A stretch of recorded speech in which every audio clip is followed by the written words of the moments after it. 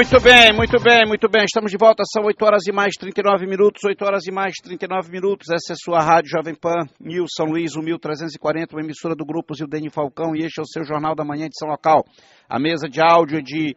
Pode ser aqui, deputado. Antônio José Amorim. A produção e apresentação de Rogério Silva, reportagens com Henrique Pereira e você, meu amigo, minha amiga, interagindo com a gente através do 992415363. Eu tenho aqui algumas mensagens que não foram ao ar. São 8, 9, 10, 11 mensagens. Calma aí, porque eu tenho um deputado para entrevistar agora. Viu, Manuel Bosqueni? É assim, quando pede, a gente entrevista, quando manda, a gente divulga. Porque você falou assim, por que só divulga Pedro Lucas Fernandes? A assessoria dele manda notícia, aí se ela manda, eu divulgo. Se dos deputados federais, dos demais deputados federais não mandam notícia, aí você quer que eu vá lá. Ei! Alô? É do deputado federal Márcio Gerri? Olha aqui, é Rogério Silva da Rádio Jovem Pan. Vocês têm notícia para mandar ele para mim aí? Alô? É do deputado federal... Quem mais aí, Totó? Vai lembrando aí. Júnior Lourenço. É do deputado federal... o Rezende. O Rezende. Juscelino Rezende. Tem notícia para mandar para ele? O deputado Gastão Vieira, que essa não sei se é deputado Gastão Vieira. Ah, papai. Aí também já quer demais, né? Eu não sou assessor de deputado. Deputado tem sua assessoria, paga a sua assessoria. A assessoria dele chegar aqui, por exemplo, do deputado Iglesias, que está aqui do meu lado, não teve contato com a direção da rádio, não teve contato com a gente, perguntou, tem espaço para o parlamentar? Tem, claro que tem espaço. Se ele quer vir aqui divulgar, tem espaço, sem problema nenhum. Se mandar as informações dele, a gente divulga. Não é problema. Agora, eu não posso ir atrás, né? Deputado, mande essas informações para mim. Se eu for atrás de 42 deputados estaduais, 18 federais, 3 senadores, 31 vereadores de São Luís, aí os prefeitos tudo, eu vou ficar doido. Meu filho, eu não faço mais programa. Eu vou começar uma entrevista com o deputado estadual do PDT, doutor Iglesias, certo? Que é médico, certo? Um grande médico, cirurgião. O homem faz cirurgia de todo tipo, viu? Mas principalmente cirurgia de estômago. É a especialidade dele. Tem 38 anos, é casado com a doutora Juliana Brito. É pai de 2 filhos. O nome dele, Iglesias Luciano Moisés da Silva de Souza. Conhecido mesmo como doutor Iglesias. É jovem, né? Jovem. Está exercendo seu primeiro mandato de deputado estadual com uma votação expressiva. Teve 39.804 votos. Ele botou a faca entre os dentes. Eu soube cada coisa que ele fez. É doido da cabeça mesmo. Não, eu não vou dizer no o que ele fez para se eleger. Mas ele correu atrás. Rodou mais do que juízo de doido. Certo? E está aqui em nossos estúdios, é médico, e nós vamos começar a conversar a partir de agora. Bom dia, deputado. Tudo bom? Tudo bem, Rogério. Bom dia a todos os ouvintes da Rádio Jovem Pan AM. Por que deixar de ser médico, né? Tem uma carreira consolidada, é um médico cirurgião, não é isso? Sim. Eu sempre fiz as suas postagens, sempre acompanhei nas redes sociais suas postagens, inclusive com cirurgia de estômago, pessoas com câncer e tal. E o senhor ajudando nos tratamentos. Por que deixar de ser... Deixar sim, claro que o senhor não deixou de ser médico. O senhor está apenas, talvez aí, operando menos, fazendo menos, mas continua na militância. Mas por que vir para o mundo da política? A aproximação com a política veio da própria militância dentro do Sistema Único de Saúde. Uhum. Voltei para São Luís em 2010, a especialização, doutorado também. E aí a gente começou a trabalhar na cidade de São Luís e começa a entrar em contato com os problemas, começa também a se sensibilizar com os problemas, começa a entender que a solução da maioria das políticas públicas, da grande maioria das políticas públicas de saúde passa pelo aspecto político, e aí a gente começa a se envolver quando vê está envolvido. É claro que eu não abandonei a medicina, eu continuo exercendo, como você falou aí, numa escala menor, para realmente dar o espaço para a atividade política no dia a dia, mas de uma forma também que a gente mantenha a nossa atuação e a atualização na profissão médica também. Quero lhe dizer que eu espero nunca ter de passar na mesa de cirurgia por essa mão. Não porque ele seja um bom cirurgião, um mau cirurgião, ele é um ótimo cirurgião. É porque eu não quero ter um problema de saúde. Né? Não, a gente espera, se a gente pudesse não operar nenhuma pessoa, claro, a gente ficaria feliz. Mas às vezes a necessidade é o tratamento que muitas vezes resolve uma boa parte dos problemas de saúde, né? Não, e se tiver algum problema, eu opero com ele, não tem problema não. É bom, o cabra é bom. Quando é bom, a gente sabe. Um que já me disse que ele é muito bom é o Sebastião Buquerque. Sebastião Buquerque já elogiou para mim muitas vezes. Disse, rapaz, ele é bom, o menino é bom. Ó, que Sebastião é outro que, né, também é um grande cirurgião. Ótimo médico. Grande cirurgião. Doutor Iglesias, e o que o senhor está apresentando de propostas nesse começo? É um começo de legislatura, está se familiarizando com a casa, Sim. Já tem essa militância política, mas é diferente. Uma militância é uma coisa. O dia a dia dentro de um plenário é diferente, não é isso? Como é que se sentiu aí? Com certeza, a primeira fase é de adaptação, colocar realmente a estrutura do gabinete para funcionar, as peças, as pessoas, corpo jurídico, assessoria de imprensa, relacionamento com o público, colocar todas essas estruturas aí para rodarem de uma maneira harmônica. Não é fácil, porque estamos começando, mas eu diria que aí com mais ou menos 40 dias de trabalho, a gente já começa a colher alguns resultados, já apresentamos alguns projetos de lei interessantes na área da saúde, na área da segurança pública. Dá para citar um já, por exemplo? A gente apresentou no primeiro dia um autorizativo para o Estado do Maranhão fazer uma lei semelhante àquela lei de incentivo ao esporte, só que uma lei dessa no incentivo para serviços de saúde, para financiamento do serviço de saúde. Vamos entregar amanhã um anteprojeto, porque ele deve ser de iniciativa do Executivo, que ele permite ao Estado pagar recompensas por informações contra crimes. Pego já esse gancho para tratar do massacre de ontem na escola lá em Suzano, em São Paulo, para falar a respeito disso aí. Creio que é um projeto importante porque ele combate crime com inteligência e não com um aparato repressivo, que a gente sabe que não é moderno isso. Você colocar só policiamento na rua, você achar que você está combatendo o crime, na verdade você está pegando o criminoso, o ladrão de galinha da ponta, o executor, mas você não está pegando o mandante. O mandante você vence com inteligência e você só consegue realmente reduzir a criminalidade de fato quando você ataca o mandante, né? Além disso, também alguns projetos de modernização lá da própria dia a dia da Assembleia, regulamento de painel eletrônico, para que a gente possa utilizar o painel para mostrar realmente fotos, gráficos, para melhorar a qualidade da nossa explanação ali no plenário, torná-la também mais interessante. Criamos um site nosso, é o doutoriglesio.com.br. Repita. doutoriglesio.com.br, né? O Iglesio primeiro é um Y, né? Depois é um I. Então, é um site que tem acessibilidade garantida mesmo. Ele tem todas as notícias do site, elas têm elas são feitas de forma que, por exemplo, quem tem baixa acuidade visual ou realmente tem deficiência visual, ele consiga realmente ter acesso ao site. Todas as notícias são lidas, né? Site extremamente acessível, onde a gente coloca realmente nossos pronunciamentos diários, a nossa atividade parlamentar, nossos anteprojetos de lei. Colocamos aí recentemente uma emenda nesse projeto do RG, que garantiu mais dados na carteira de identidade, no chamado RG+. Nós fizemos uma emenda colocando realmente a parte de alergias. A gente considera que isso aí seja importante, por exemplo, numa situação de emergência, a pessoa está sozinha, vai até o hospital e está desacordada. Aí você vai fazer um remédio que ela tem uma alergia, você pode piorar o quadro. Então, se aquilo ali estiver disponível dentro do RG, a gente consegue contribuir para que isso aí aconteça, né? Que a vida dessa pessoa seja preservada de uma forma mais eficaz. Também entramos aí ontem, né? Está tendo uma discussão interessante lá na Assembleia sobre o programa novo, o Habitar Centro. É um programa que guarda uma semelhança com um programa que já virou lei, um projeto que já virou lei, que é o Adote um Casarão. O Adote um Casarão é um projeto para iniciativa privada, fazer a ocupação comercial desses imóveis na área de tombamento estadual, ali no centro histórico, e o Habitar Centro seria para moradias de interesse, com moradia mesmo. Sim. Para se ocupar o centro com moradia. Nós apresentamos aí um melhoramento de alguns artigos dele e devemos aí depois apresentar em separado um projeto que concede a redução do ICMS da conta de luz de quem mora naquela área de tombamento histórico, para estimular as pessoas realmente a ocuparem e cuidarem daqueles casarões.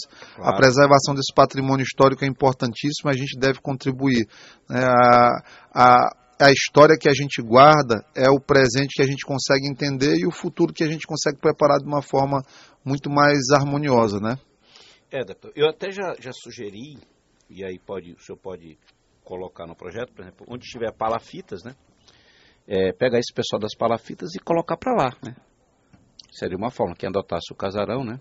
E aí você diminuía também a questão das palafitas, né? Acabaria com as palafitas. É interessante, a gente pode discutir com o secretário de cidades tranquilamente isso aí. E essa ideia do RG, eu já tinha falado com o senhor, ainda bem que o senhor ouve, isso é importante, porque eu vi de um colega seu, que trabalhou durante muito tempo no SAMU, um vídeo em que ele dizia para as pessoas gravarem no celular, né? Mesmo que o celular esteja desligado, não tem aquele número da emergência, né? Quando não dá área, ele disse assim, lá você salva as informações. Mas aí eu me lembrei, celular tudo bem, mas vamos supor que a pessoa não consiga destravar o celular, né? Então, na identidade não, na parte de dentro da identidade, né? Tendo aquelas informações tipo sanguíneo, alergia, enfim, ajudaria. Já tem ouvinte aqui, deputado Iglesias, vou colocá-los no ar, tá bom? Você vai responder ali. Vamos lá. Rogério, bom dia ao deputado estadual. Doutor Iglesias. Rogério, eu gostaria de saber do deputado a opinião dele a respeito de um projeto, de uma proposição que igualaria o salário do deputado estadual ao do professor, né? O deputado estadual não poderia ganhar mais do que um professor, e a opinião dele a respeito da reforma da Previdência, se ele é favorável ou não. Ele não se identificou, o telefone dele é o final 1056, deputado. Tranquilo. Esse projeto aí de equiparação de salário de deputado estadual com professor, nunca ouvi falar.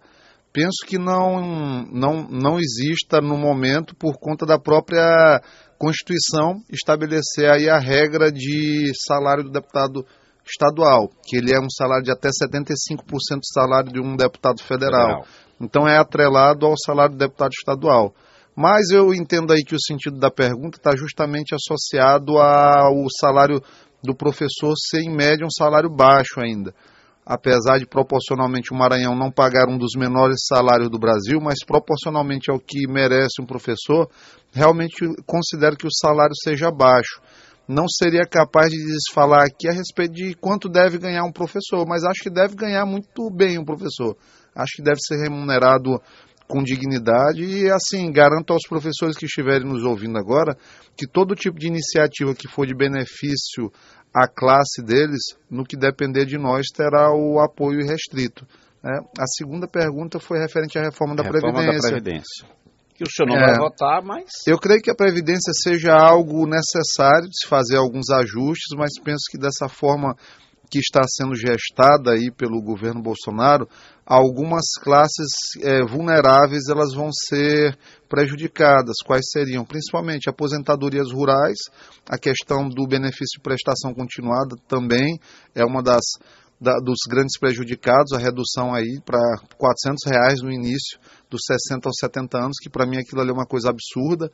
Quando você pensa na aposentadoria rural, aumentar o tempo de contribuição, eu chego a achar até desumano e praticamente criminoso, porque só quem conhece a vida do trabalhador rural, e a minha família é uma família vinda do interior do Maranhão, da região da Baixada Maranhense, Vitória do Mearim, a gente sabe a dificuldade que o trabalhador rural tem, o quanto trabalha, a exposição solar, o envelhecimento que guarda ali para aquelas populações, a expectativa de vida reduzida. Então, com isso, você não pode ser favorável a um aumento do tempo de contribuição para a pessoa poder se aposentar. Para mim é algo gravíssimo e é desumano.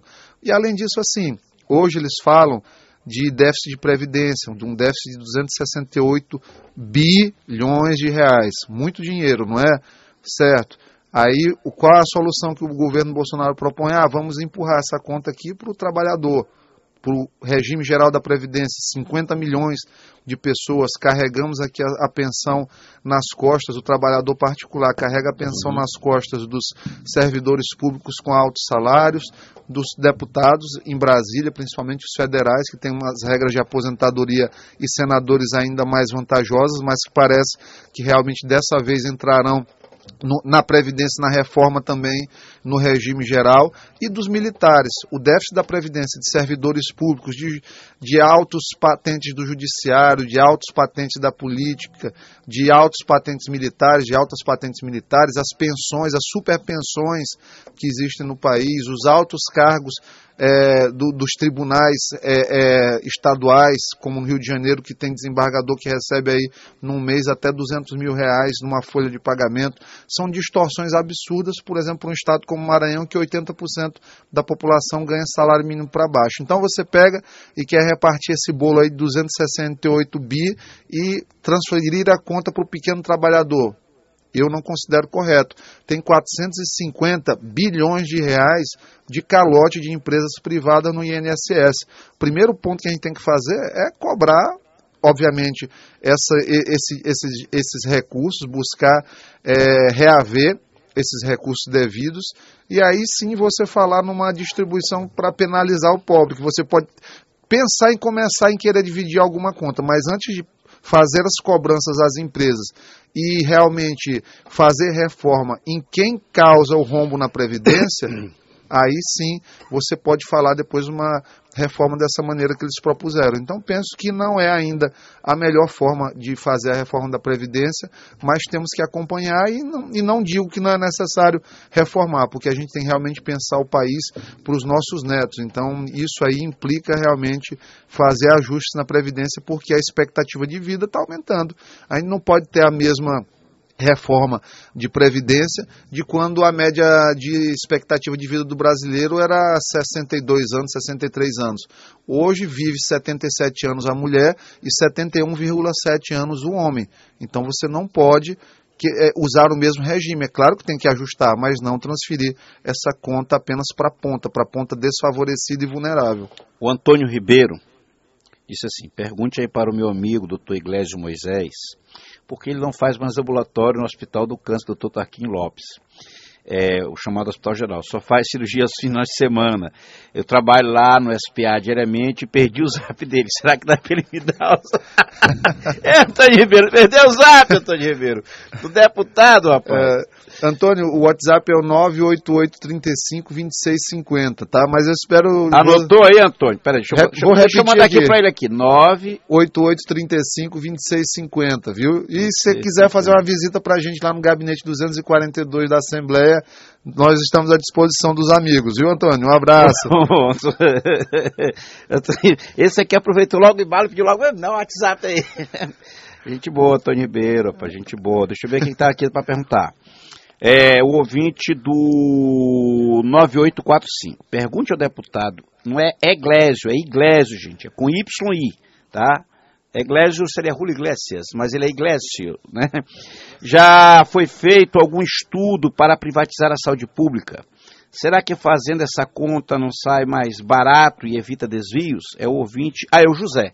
O nome dele é José. Oi, José, tudo bem? Deixa eu lhe dizer, uma conta como essa, num país como o Brasil, que, por exemplo, no Sudeste a gente tem de 60% a 70% da população usuária do SUS. Aqui no Nordeste a gente tem uma média de 80% a 90%. E aqui no Maranhão a gente tem mais de 90% da população usuária do SUS.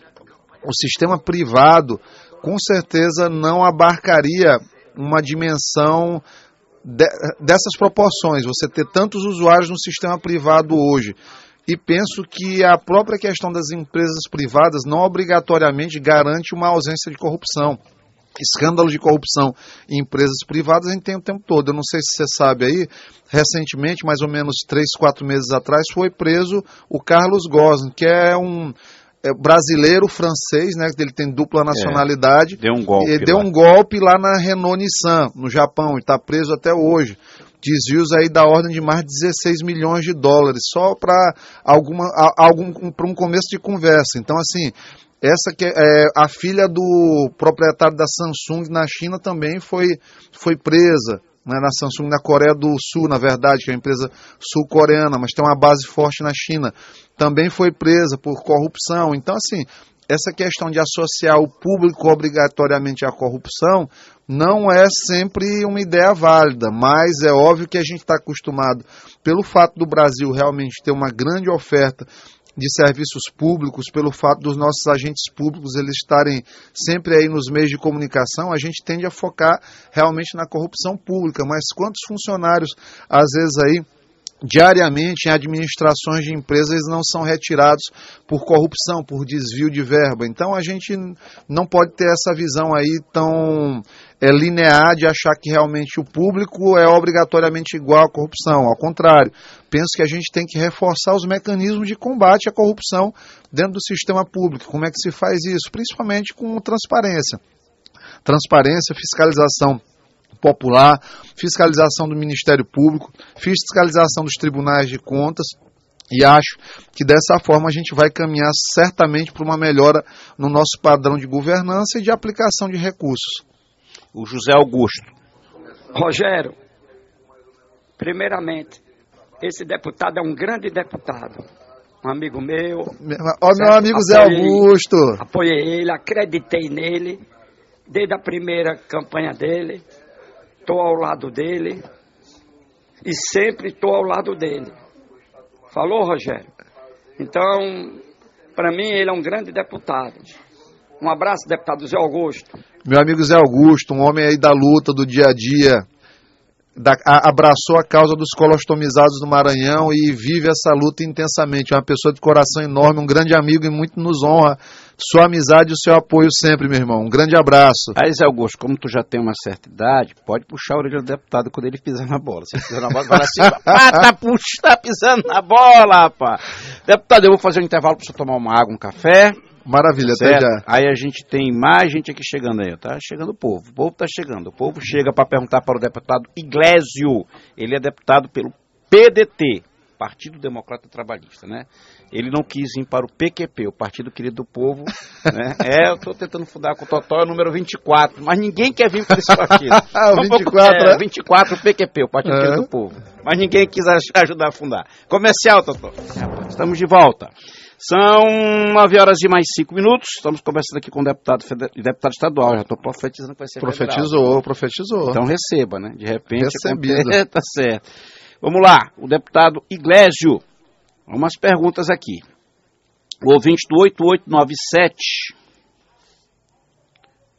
O que ele mandou aqui perguntando? Pergunte ao deputado se ele concorda com o atual salário e benefício de deputado estadual e federal diante de uma população desempregada na ordem de 14 milhões. Ele não se identificou aqui, tá, deputado? Mas o telefone dele é 8897.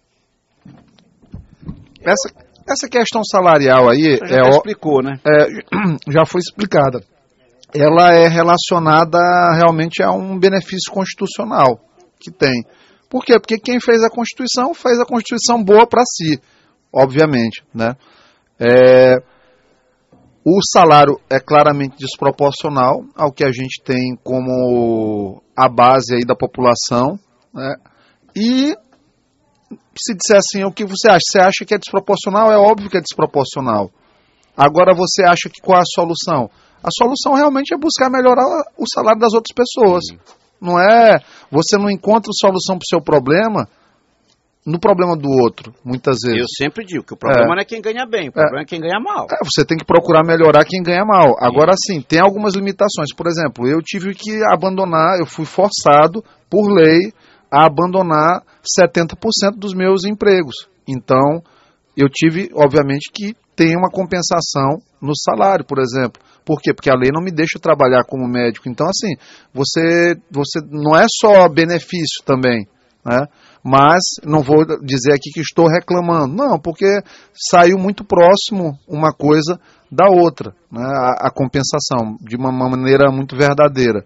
Né? Mas eu acho que o problema está no salário de quem ganha pouco. Eu acho que quem ganha um salário mínimo, eu não sei hoje como sobrevive no Brasil com o preço das coisas. Você vai no supermercado, vem com uma sacolinha na mão direita, uma sacolinha na mão esquerda e tá ali R$300. Então, assim, é absurdo.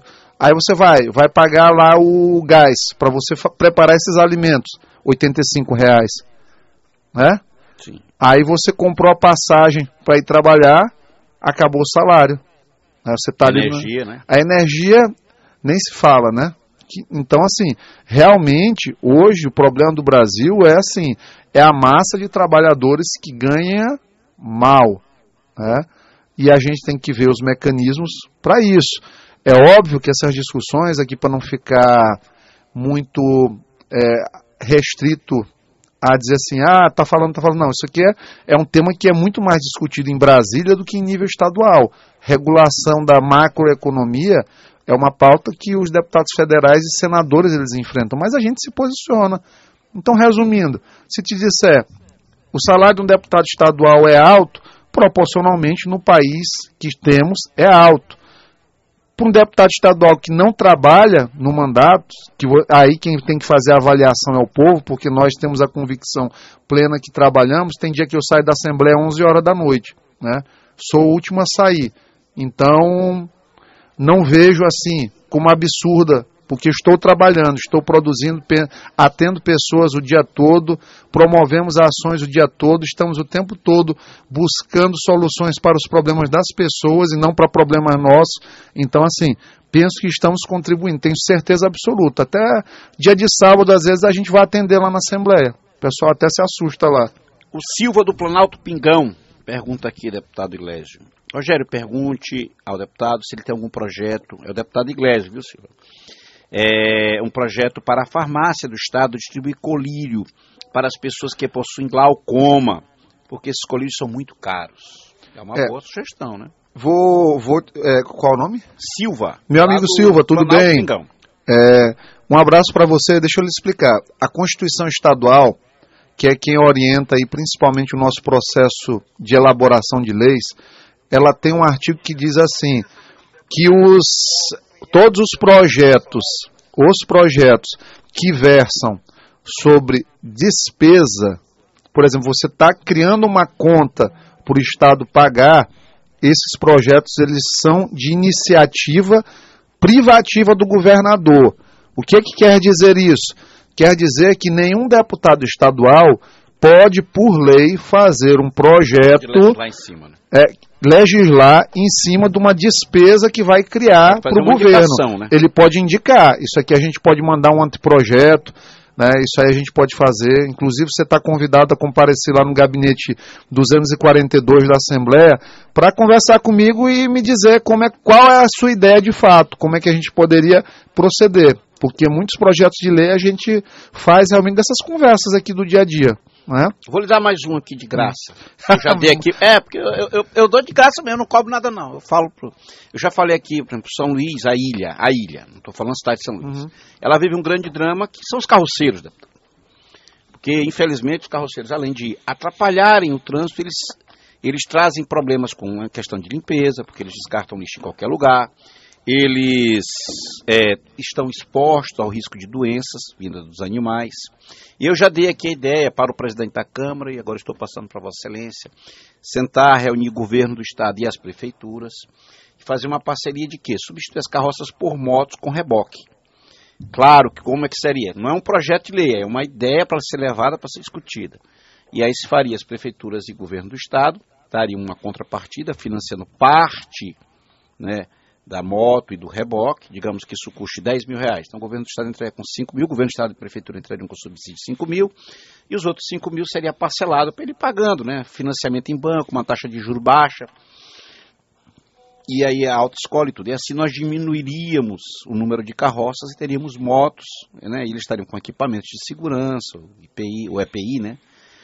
Uma sugestão para o senhor levar. Não, é um bom projeto. Isso aí eu vou, inclusive, discutir essa ideia com o secretário de Desenvolvimento Social, com o deputado estadual Marcionais, que está agora à frente da secretaria. Penso que é um projeto que tem relação com a secretaria dele. Sim. E discutir a respeito, porque me parece uma boa ideia. Eu, da mesma forma que você, sempre me incomodei com essa questão aí dos carroceiros. Por 3 motivos. Primeiro, é a questão do trânsito. Segunda, a própria questão da necessidade financeira deles, da situação. Desumano para eles e para o animal. Né? Desumano para eles. A questão do animal, obviamente, que é maltratado, não tem como dizer. E é um gerador de doenças. É gerador de doenças, obviamente. E o quarto, que é a imagem da cidade, né? Nós estamos aí, 2019 já, com carroça na rua, numa capital do estado, isso aí é meio que sintomático, ainda da nossa necessidade. 400 mil veículos. Né? Pois é. Tem um sofredor aqui que quer falar com o senhor, deputado, é o Manuel Vascaíno. Ele é sofredor porque torce por Vasco. Aí, desculpe se o senhor torcer por Vasco mesmo. Não torço não. Fala, Manuel Vascaíno. Cadê, Manuel? Bom dia. Eu gostaria de saber do deputado qual a opinião dele, a opinião pessoal, certo? Deputado, você foi eleito como deputado, claro, para defender o povo durante 4 anos. Foi o que você disse, com certeza, como fazem os outros na campanha. Aí, de repente, você chega aí, caso você fosse convidado pelo governador para ser um secretário, qual seria a sua posição? Você não acha que o político que ele é eleito para um cargo e aceita isso é uma traição com o povo?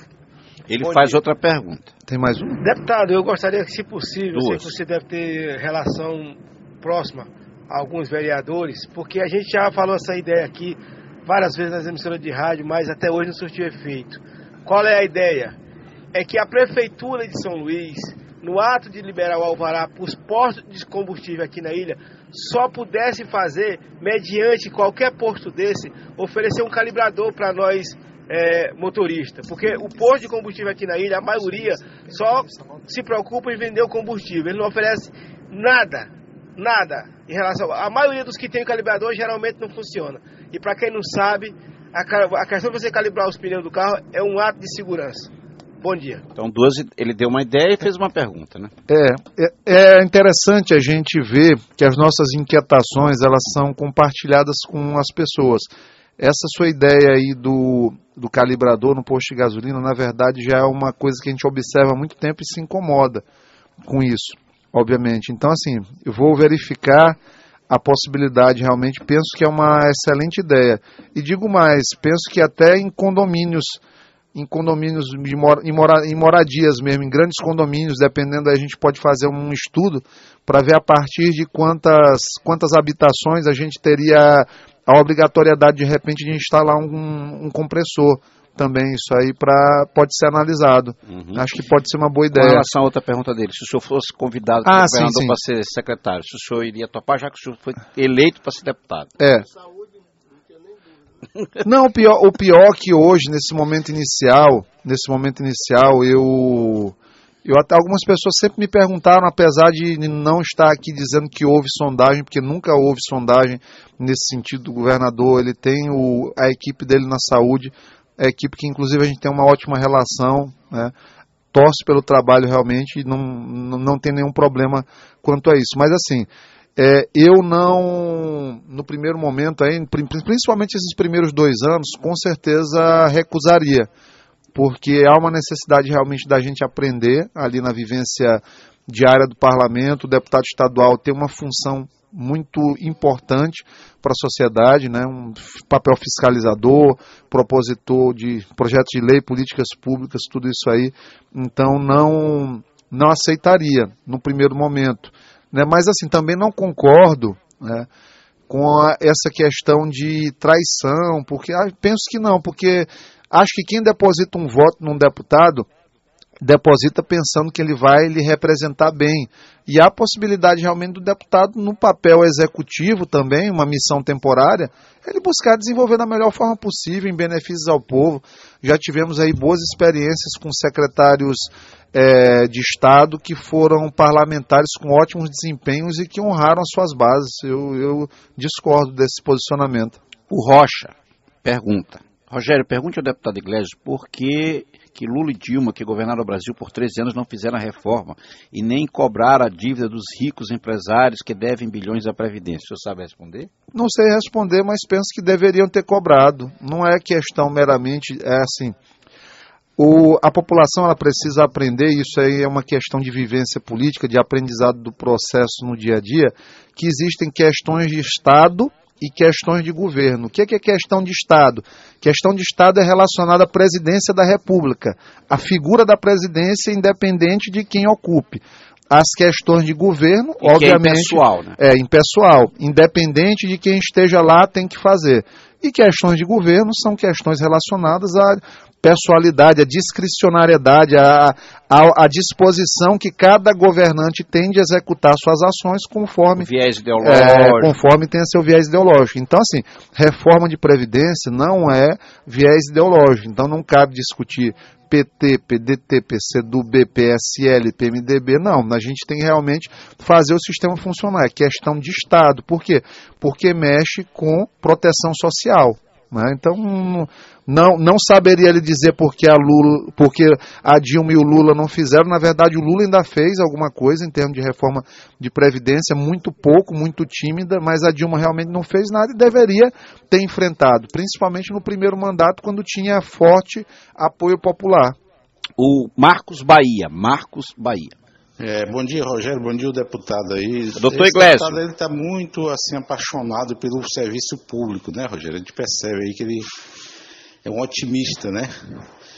E ele fala a questão que não tem que reduzir salário alto, né, do serviço público, porque o outro ganha pouco, né?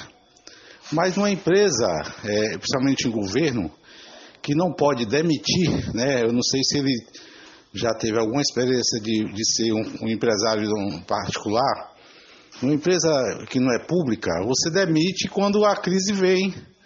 Já no governo, no serviço público, o cara não pode demitir, ainda não tem, ele acha que não deve parar de aumentar para tirar essa diferença de quem ganha menos, né? Se o governo não pode pagar e não pode demitir, com certeza tem que dar um freio nisso aí e procurar aumentar o pequeno. Mas ele tem muito, eu noto que ele está muito entusiasmado, ele falando fazendo um comparativo de corrupção do serviço público com o serviço privado, é totalmente diferente.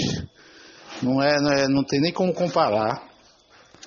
Então, eu vejo que ele vai ter muitas decepções. O senhor pode responder. Marcos Bahia do Fialho. Pode responder o Marcos Bahia. Na verdade, assim, eu me considero um realista, né? Dizem que o pessimista ele reclama, né? O otimista sonha e o realista faz o que eu faço. Eu trabalho muito. E acredito realmente no serviço público. Penso que o que não dá para comparar realmente é a realidade do Estado, da máquina estatal, Estado com E maiúsculo, tem Estado em nível federal, estadual e municipal. Penso que o Estado não pode ser comparado com empresa privada. Empresa privada visa lucro. E por isso que quando entra na crise, a empresa privada demite mesmo sem qualquer tipo de compromisso, porque o compromisso dela é em saldo positivo ao final do mês. Claro. Lucro. Né? O Estado ele não. Está investindo no próprio dinheiro. Exatamente. O Estado é um papel impulsionador da sociedade. Então ele tem um maquinário que tem que funcionar. E que tem que funcionar 24 horas por dia, 7 dias por semana. Então imagina, nós estamos aqui hoje, o Brasil vai fechar o ano, a tendência que feche com déficit de contas públicas de 168 bilhões de reais. Vamos fechar aqui o país, vamos parar de asfaltar estrada, vamos congelar aqui o salário do servidor, porque nós vamos fechar com déficit para poder não ter déficit ao final do ano. Imagina se o Brasil fosse fazer isso, se qualquer nação realmente democrática fosse fazer isso. Isso não existe. Serviço público você tem que continuar, né? O Francisco do Coatraque diz assim: bom dia, pergunte ao deputado Iglesias, viu, deputado doutor Iglesias, se aquela história das grandes empresas que devem bilhões aos cofres públicos é balela ou não? Não é balela, já foi falado, inclusive tem o volume da dívida, uma dívida em torno de 450 bilhões de reais, é muito dinheiro. Então tá aí, ó. O deputado está te falando que não é balela. E pode pesquisar. Bom dia. Se o salário de um deputado estadual ou qualquer outro fosse salário mínimo, será que você e outros queriam ser ou exercer o cargo? É a pergunta da ouvinte do 8321. Ou o ouvinte, né? Não sei. Eu com certeza sonhei muito com isso aqui, não fiz por salário, inclusive vou dizer aqui, ganho hoje proporcionalmente ganho menos do que ganhava quando trabalhava como médico. Ganho um pouco menos, né, mas trabalho com uma coisa que hoje me dá um prazer muito grande. Então, assim, tem pesquisas que mostram que salário não é o principal motivador da satisfação da pessoa numa empresa. Tem coisas aí muito mais importantes, o ambiente de trabalho, o trabalho que você desenvolve, a qualidade que você tem e o mais importante, a valorização que você tem no seu ambiente de trabalho são mais importantes, né, em várias pesquisas. Não sou eu que estou dizendo, é você abrir aí, dar um Google e fazer pesquisas. Salário, satisfação pessoal, né? E obviamente a gente coloca isso aí como mais importante para a vida da gente. Se tudo fosse busca apenas de salário e de cifras, a vida não teria sentido. Todo mundo aí partia realmente para uma guerra de comércio para ver quem ganha mais dinheiro e não teria outro tipo de solução. Penso que não é esse o caminho. Para um jovem, não tenho aqui carta para defender deputado, não sou assessor dele, não sou nada, mas para um jovem de 38 anos, médico, cirurgião, e cirurgiões geralmente são os mais requisitados, porque cirurgia não é para qualquer um não, viu, gente? Não é fácil, ser cirurgião é pesado, é o que tem muita coisa para fazer. Então, para um jovem cirurgião deixar a carreira, porque ele não abandonou, mas ele deixou momentaneamente, apesar de que ele vai ter de continuar fazendo o curso, porque senão ele perde o bonde da história. Quando ele voltar para a cirurgia mesmo, se ele não estiver fazendo o curso, tem as técnicas que vão se aperfeiçoando. Tem aqui o Marcos Costa. Bom dia, deputado Iglesias, aqui é Marcos Costa, taxista. Doutor Iglesias, hoje sou sendo deputado, não sei se sou da base do governo ou é oposição, tá entendendo? Agora eu quero saber se quem elegeu o senhor foi o povo. Eu quero saber realmente se o senhor está aí para lutar a favor do povo. Porque a gente vê que depois que as pessoas são eleitas, ou elas são realmente oposição ao governo, ou elas são a favor do governo em tudo. Vão fazer tudo que o governador pede, porque ali estão seus interesses. Tá entendendo? Por exemplo, o governador do estado já conseguiu aumentar 3 vezes o ICMS do estado, sendo que a população é totalmente contra isso. Mas os deputados fazem tudo que o governador pede. Eu quero saber se o senhor vai ser mais um desses deputados que está aí para fazer todos os favores do governo. Valeu, Marcos Costa, taxista. Com certeza não. Não, apesar de ser do PDT, partido da base de apoio do governo, a minha eleição foi uma eleição dependente do meu trabalho, da minha militância na saúde. Não fui eleito por governador, não fui eleito por máquina estatal. Respeito o governador, penso que é um homem que tem um compromisso realmente aí com o Maranhão, mas isso não obrigatoriamente passa por dar um cheque em branco ou dizer aqui que está sempre correto. De forma alguma, ele tem ciência disso, é um homem inteligente e sabe que na caminhada dele também não irá acertar sempre. Mas, assim como eu também não vou acertar sempre, mas não tenho nenhum tipo de compromisso em votar a favor de governo contra a população, ao contrário. O meu compromisso realmente continua sendo e acredito que sempre será com o povo do Maranhão. Deputado, o senhor tem tempo para continuar aqui com a gente ou o senhor tem que ir para a Assembleia? Temos que ir para a Assembleia, tá? Eu estou me lembrando disso, já são 9h26. Tem aqui, ó, só para o senhor ver aqui, ó. 1, 2, 3, 4, 5, 6. Olha, isso aqui a gente volta. É tudo gente, porque se você tivesse chegado às 8h30, tinha dado para a gente esticar um pouquinho mais. O trânsito, sabe que o trânsito hoje está arrebentando aí, né? Nosso diretor Paulo Foucault está até ali, eu acho que veio lhe dar um abraço. Deputado Iglesias, só posso lhe desejar sucesso na sua jornada. É jovem, é médico, tem 38 anos, é pai de família, tem 2 filhos, casado, é aqui filho de São Luís. É militante, eu sei que é militante, porque eu já vi em várias caminhadas, em várias caminhadas, já foi inclusive diretor do Socorro 1, enfim, tem um trabalho, apesar de jovem. Sucesso na sua jornada. Rogério, quero aproveitar... Paulo até deve lhe dar um abraço. Viu? Ô Paulo, tudo bem? Quero aproveitar aqui o espaço só para reforçar aqui os nossos canais de acesso à população. Pois não. O site é o www.doutoriglesio, com DR, né? DRYGLESIO.com.br. O site, inclusive, tem um espaço para você fazer sugestões, contribuir com o mandato, fazer indicações realmente de visitas à sua região, indicar problemas também a serem solucionados, tudo isso aí. O WhatsApp é o 98, né, o DDD, 988352650. O gabinete é o gabinete 242 da Assembleia e o telefone para agendamento é o 3269-3250. Repetindo, gabinete 242, telefone 3269-3250. Agradeço a todos que nos ouviram, agradeço ao Rogério, ao Paulo Falcão pela oportunidade e espero voltar em breve. Um grande abraço a todos os ouvintes. Opa, será um prazer tê-lo aqui.